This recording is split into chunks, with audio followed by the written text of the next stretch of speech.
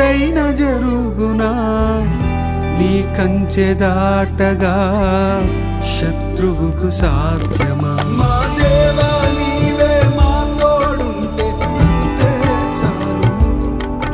అపవాది తలచిన కీడులన్నీ మేలైపోవును.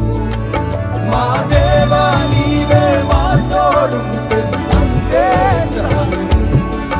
అపవాది తలచిన